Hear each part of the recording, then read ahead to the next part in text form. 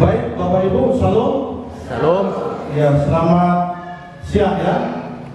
Ya, saya kagum kalau ada seorang pemudi yang berjuang bersama Kristus ketika ada tekanan dalam hidupnya. Itu sungguh hati saya terharu. Bagaimana seorang sarjana, ya, dia sanggup mengambil brondol, mau melakukan itu. Sebenarnya itu karena Tuhan yang membuat itu. Kalau enggak, memang mendengar sarjana mungkin nama kita merasa sudah tinggi begitu ya. Tetapi kalau ini hari yang Tuhan berikan, ya, hati saya terharu. Ya, terharu karena dunia hari ini memang selalu mengimpit anak-anak Tuhan, selalu membuat anak-anak Tuhan itu supaya galau. Ya, akhirnya nanti lari pada rel yang Allah ingin mau capai kepada kita. Ya, oleh karena itu, ya, saya mengingat waktu tamat saya sekolah, waktu Kori tadi bersaksi ya, saya ke ladang nyangkol di sawah. Tapi karena sukacita yang besar, saya cangkul sawah itu sudah lebar, tapi nggak rasa capek, ya. Tapi akhirnya saya sakit, kena tipus. Kenapa? Saya nggak berhenti gitu karena nggak merasa lelah, akhirnya ya letih. Ya, tapi Tuhan menyediakan juga hari ini. Memang ada tahap-tahap kehidupan ini kita memang mesti ke bawah. Tetapi nanti suatu saat ketika kita terus seperti Matius 6 ayat 33, carilah dahulu kerajaan Allah dan kebenarannya, maka semua akan ditambahkan kepadamu. Kenapa Tuhan nggak balik? Kenapa Tuhan nggak semua diberikan dulu baru cari kerajaan Allah? Kan begitu. Ada orang berpikir, Tuhan buat aku dulu kaya, punya mobil, punya rumah, setelah itu aku akan menyembah Engkau. Apa jadinya? Tidak jadi. Makanya Kristus Yesus saja, Dia yang mulia, Dia yang mempunyai dunia ini, Dia melepaskan seluruh apa yang Dia punya datang sebagai manusia. Dia merendahkan diri dan bahkan lahir di kandang yang sangat hina. Itulah kandang domba. Jadi kalau kita melihat penderitaan Kristus, melihat kepada Tuhan, ya, itulah yang membuat kita bisa bertahan. Tapi kalau kita melihat orang lain, kita lihat kawan kita udah bekerja, kita belum. Nah, itu bisa memang membuat hati kita kehilangan sukacita. Oleh karena itu sangat perlu sekali cara pandang kita. Ketika ada tekanan, ketika ada beban berat, kita itu harus memandang kepada Kristus. Maka sukacita itu akan melimpah. Sekalipun ada tekanan, karena kita hidup di dunia yang hari ini memang sudah terkutuk. Tidak mungkin tidak ada tekanan, tidak mungkin tidak ada kesulitan. Tetapi kita bisa menang. Makanya Paulus katakan dalam Filipi 2 ayat 13, segala perkara dapat kutanggung di dalam Dia yang memberi kekuatan kepadaku. Makanya Kristus Yesus itulah batu penjuru, gunung batu kita yang bisa membuat kita bertahan di tengah-tengah dunia yang semakin sulit. Bapak Ibu, tadi saya bilang sama kawan-kawan, hari ini musim orang mati. Ya, setiap hari saya lihat orang mati. Ini pun tadi ada orang mati. Semalam pun saya pergi ke BJ, ada orang mati. Semalamnya lagi saya juga mengunjungi ada sebuah gereja mati. Ya, saya mengunjungi lagi lagi. Lalu kemarin bibirnya kori, saya juga ke situ, mati. Sebelumnya juga mati. Mesti juga mati. Kita ketahui. Masih. Makanya kita perlu. Kristus itu sangat berharga. Oleh karena Kristus, kebangkitan Kristus itu memberi suatu kehidupan yang membuat kita suatu pencerahan. Ada harapan bahwa kita juga akan bangkit bersama Kristus walaupun nanti kita mati. Ya Bapak Ibu, hari ini kita akan belajar firman Tuhan kembali. Kalau pagi tadi adalah bersukacitalah senantiasa di dalam Tuhan. Hari ini kita akan belajar dari Matius 5 ayat yang ke-13 sampai 16.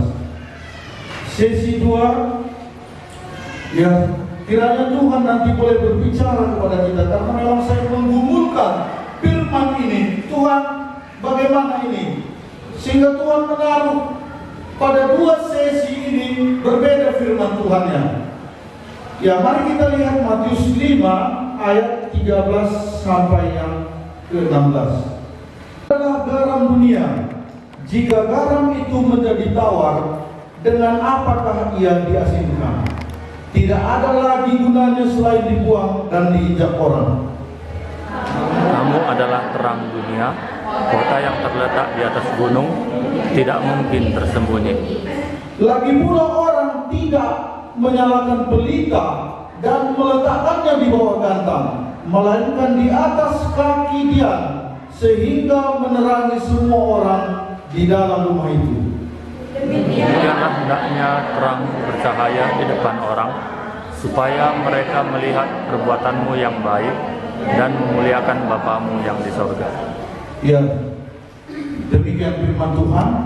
Hari ini tema yang kita boleh renungkan adalah garam dan terang. Yesus mengatakan dalam ayat 13 tadi bahwa kamu adalah garam. Jadi Yesus berbicara waktu itu, dia menaiki sebuah bukit, lalu murid-muridnya duduk dan mendengar, maka Yesus mulai mengajar. Dia mengatakan ini kepada murid-muridnya, murid yang sudah mengikuti dia, bahwa kamu adalah garam dunia. Jadi kita harus tahu Bapak Ibu status kita. Kita ini orang yang sudah dipilih Tuhan, bahwa kita ini garam dunia. Kenapa Tuhan bilang kita ini garam dunia? Karena tanpa Kristus, tanpa orang-orang yang dipilih Kristus, dunia ini tak bisa bertambah baik. Dunia ini akan bertambah jahat. Saya kenal banyak orang yang hidupnya sudah menerima Kristus, yang sudah hidupnya ditangkap Kristus. Bagaimana Paulus yang penganiaya jemaat juga di Alkitab, yang membunuh dan memenjarakan orang-orang percaya, tetapi ketika Tuhan memilihnya, hidupnya diubahkan. Oleh karena itu Bapak Ibu, kita harus tahu status kita hari ini, bahwa kita ini adalah garam. Garam apa? Dunia. Garam dunia. Kita tahu guna garam ya? Apa guna garam Bapak Ibu? Coba. Memberi rasa. Ya, memberi rasa. Lagi. Apa lagi yang kamu tahu? Garam itu gunanya apa? Mempengaruhi. Ya, bagus. Apa lagi? Mengawetkan. Iya. Awet. Ya. Lagi? Ya. Dia juga menghancurkan. Sakit gigi pun, saya pernah sakit gigi, saya ambil garam, saya masukkan. Tuh. Berarti dia juga bisa menghilang sakit. Lalu itu ada kolam ini saya hari ini belajar sedikit lah memelihara ikan. Kolam itu saya sendok garam 3 sendok, saya taburkan ke kolam itu untuk membuat ikan itu sehat. sehingga ikan yang dipelihara itu sehat. Itulah gunanya garam. Jadi kalau garam itu menjadi tawar, katanya apa katanya?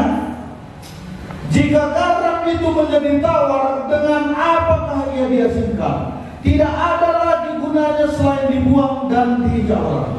Oleh karena itu orang Kristen, kekristenan yang tidak lagi sudah tawar dia, ini bahaya. Makanya di mana-mana gereja, kalau gereja nggak bisa lagi jadi garam, umat Allah yang memang Tuhan mau pilih kita untuk menjadi garam tadi, ini bahaya. Dunia ini nggak lama lagi.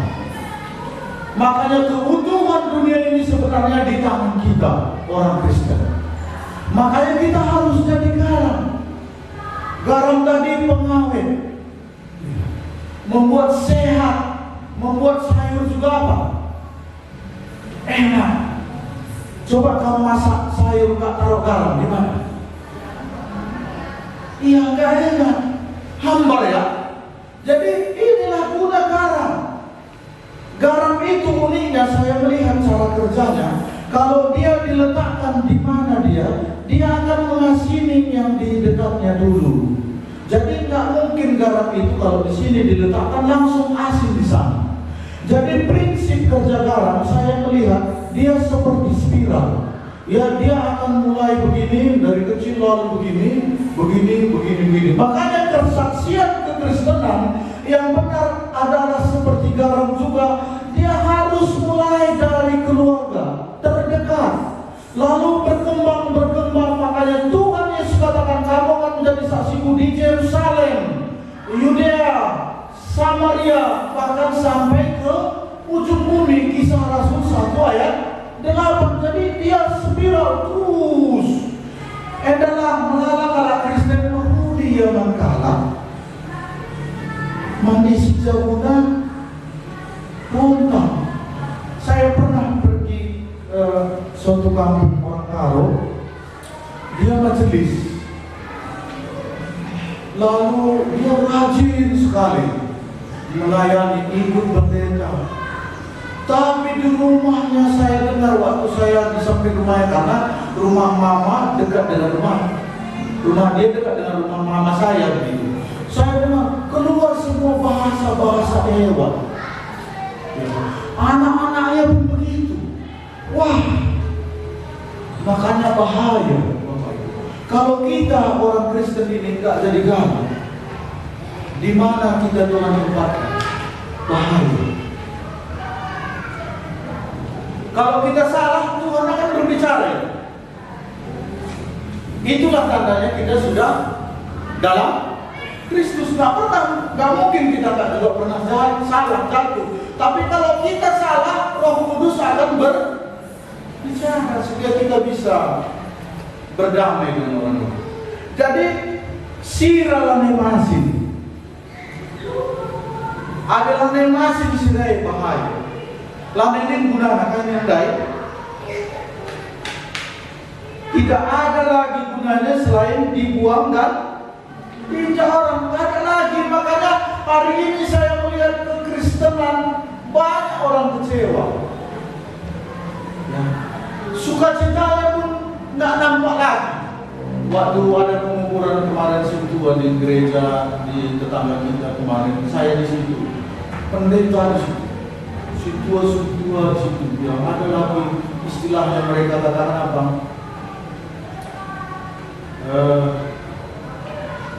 Zaitun katanya. Ya, zaitun itu golongan apa? Lansia. Ya, tapi saya melihat kehidupan mereka tidak ada sukacita mereka. Bahkan pendeta pun merokok. Bagaimana bisa ini mempengaruhi dunia ini? Sehingga kekristenan hari ini sangat memprihatinkan. Kita perlu Bapak Ibu. Kalau kita hari ini sudah jauh dari Tuhan, kita bertobat itu terus menerus. Datang kepada Tuhan, mohon pengampunan Tuhan. Tuhan, aku tidak mau tawar. Aku ingin tetap asin. Mau kamu tetap asin? Aku mau, kamu enggak? Mau. Aku kangen cakap kita harus asin. Kalau nggak asin lagi gimana? Menjadi orang nanti. Bercak-bercak malam. Bukan kalau Kristen kayak gini. Lagi pernah begini kan? Itu orang Kristen nggak seluruh orang. Kita mau tambah anggota jemaat kita, tetapi kita pun tidak menjadi. Saya teruskan ayat yang ke-14. Yang kedua, Tuhan katakan, kamu adalah terang dunia. Kota yang terletak di atas gunung tidak mungkin tersembunyi. Jadi kita ini adalah terang dunia. Status kita yang pertama tadi kita garam, yang kedua kita terang. Terang dunia. Kita lah yang menerangi dunia ini. Makanya Ibu Marlina pernah katakan, saya ingat, kalau saudara Kristus lah pernah bergenceng, katanya itu saya ingat sampai hari ini. Ada di kala Kristen katanya dia Kristen, tetapi hidupnya semakin bergejena, dia belum ada dalam Kristus. Satu, kedua mungkin lagi jatuh. Jadi kalau jatuh gimana, Bapak Ibu? Bangun lagi, kenapa ya? Jangan pula menjauh, makin jatuh lah. Kan gitu. Iya, kalau jatuh kita bangun, kalau menjauh kita makin. Makanya kita ini terang, kota yang terletak di atas gunung, mungkin tersembunyi. Jadi kalau kamu sudah terima Kristus, tetapi kamu sembunyikan terangmu itu, nanti Tuhan tuntut kita ketika kita menghadap tahta pengadilan Tuhan. Ya, kita harus tunjukkan terang kita kepada dunia ini.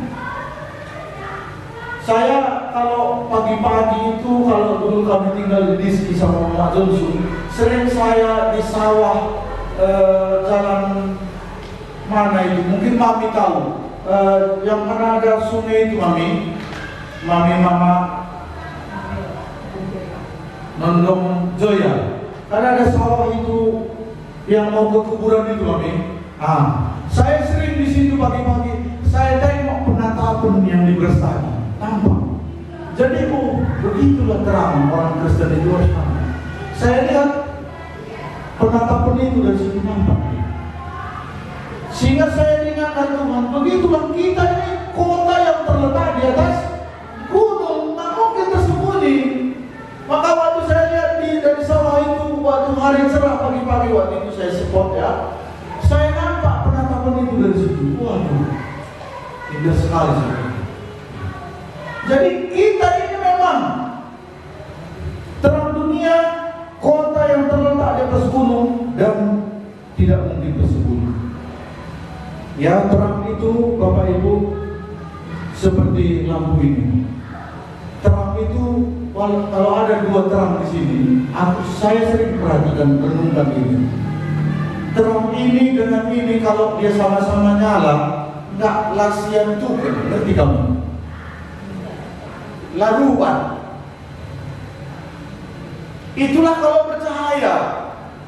Jadi kita orang Kristen perlu seperti sifat terang mentari, membaur dia. Jadi kalau ada terang Kristus sama kita, makanya bisa begini. Tapi kalau tidak, terang itu kuning, ya dia juga bisa dibiaskan. Kalau kita lihat gunung dari sini warnanya biru ya, itu efek terang. Tapi kalau kita dekati nanti gunung itu gimana? Iya warnanya warna hijau, batang-batang kayu. Tapi waktu kita lihat dari jauhan itu ada efek terang tadi, cahaya. Dia bisa dibiaskan. Terang itu kalau dulu belajar, ya karena saya dulu juga guru SD, waktu saya mengajarkan sifat-sifat terang cahaya itu, terang itu bisa dibiaskan menjadi berapa warna itu? Meji, ku, hi, biru, merah, ji, jingga, meji, ku, kuning, ku, hi, hijau, biru, nila, ungu, bisa. Sehingga itu membuat suatu keindahan. Jadi andai Kita kalau Kristen lana indah waidah malam. Nadami gerubu dunia. Iya, pasti nadami gerubu. Karena dunia ini adalah di tangan kita. Kita hari ini garam dan terang yang menjadi wakil Tuhan yang akan menerangi. Makanya Tuhan bilang, lihatlah ladang sudah menguning, siap untuk dituai. Oleh karena itu kita memang ya dimanapun kita berada ya, mungkin di tempat tinggal kita,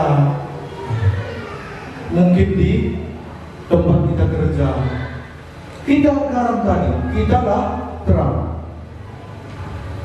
Ayat 15, lagi pula orang tidak menyalakan pelita lalu meletakkannya di bawah gantang, melainkan di atas kaki dia, sehingga menerangi semua orang di dalam rumah itu. Iya, kan enggak kan nyalakan lampu lalu kamu letakkan di bawah. Kalau kita kami dulu Lamunci belum ada listrik, kami selalu lampu kami obor, sehingga waktu pasang obor itu taruh di dinding supaya apa? Menerangi. Begitulah kekristenan sebenarnya yang Tuhan harapkan kepada kita. Makanya ketika kita melakukan itu Bapak Ibu, Tuhan beri sukacita, Tuhan beri damai sejahtera. Tetapi ketika terang kita tadi tak bercahaya lagi, makanya gelap kita lihat. Makanya dulu lampu petroma kami, kalau dulu belum ada lampu ya, itu kalau kacanya itu sudah miring, tahu Bang, udah hitam, nggak bisa lagi terang itu keluar. Sehingga datang bapak saya dulu, dikeluarkannya kaca itu di lapnya supaya terang. Kita pun begitu, ada yang miring kita berdari, lana yang terang, tak mungkin karena itu tadi seperti lampu kaca tadi, lampu troma kacanya datang sama Tuhan. Tuhan, aku sekarang sudah miring, sudah hitam, tak percaya lagi. Ampuni aku Tuhan, ini aku bersihkan. Pasti Tuhan kembali. Sukacita kembali, Tuhan akan berikan seperti itu. Enak ya sama Tuhan ini. Cuman kadang-kadang kalau kita berpikir sulit, nanti dia jadi sulit. Tuhan, karena Tuhan bilang 1 Yohanes 1:9 apa?